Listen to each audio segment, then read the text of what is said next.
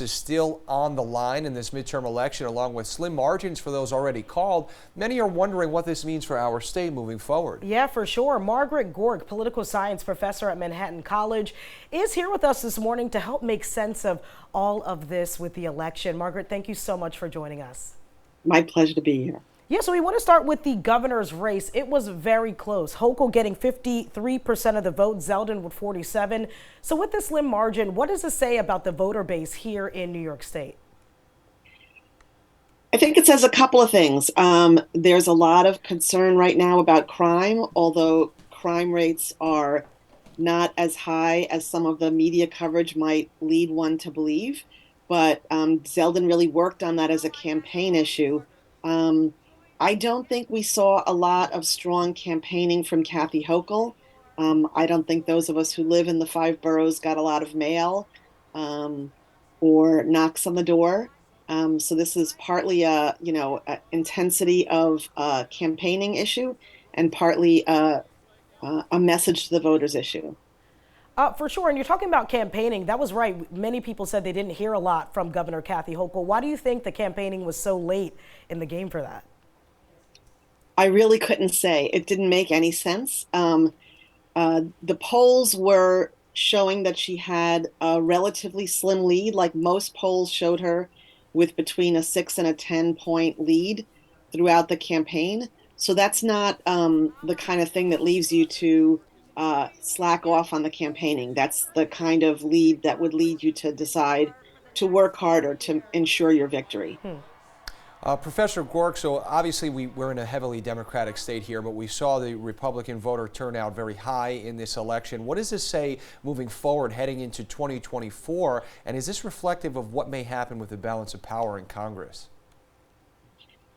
Well, I mean, we say that it's a Democratic state, and it is, but it doesn't mean there's not a significant Republican minority here, and also a number of people who are not closely allied to either party, who can be won over by either party.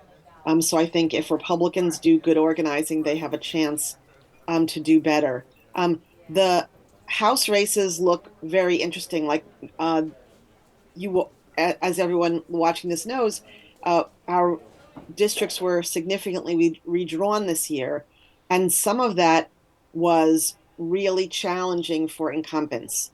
People who had been in office, who had been supported by a group of voters for a long period of time, suddenly were in a district that no longer had the same people in it. So had to campaign to a new population, or like a halfway new population. So we see a lot of races in north of the city that are still undecided, that we don't know if it's going to go Democratic or Republican.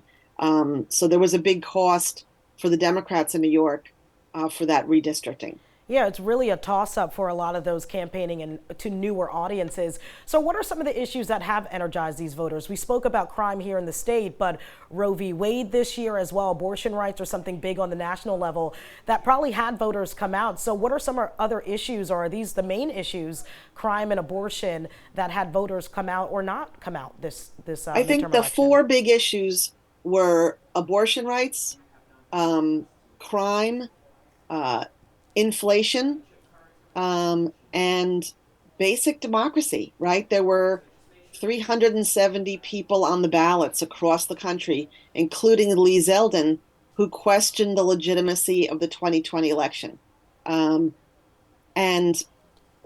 or who were campaigning to take for the legislature, the political leaders, the right to decide the election instead of leaving it in the hands of election officials who have a responsibility to be even-handed and nonpartisan.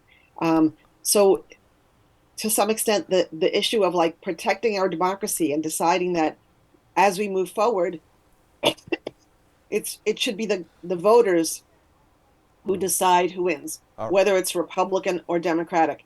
I noticed that Congressman Tim Ryan in Ohio lost a race, and he said, I have the privilege of conceding to my opponent. And he talked about the importance of democracy and the importance of accepting legitimate election returns whether or not you win. That's the way we have to play the game. Okay, Professor Gork, thank you so much, political science professor at Manhattan College. Thank you for being with us this morning. Yes, thank you. My pleasure.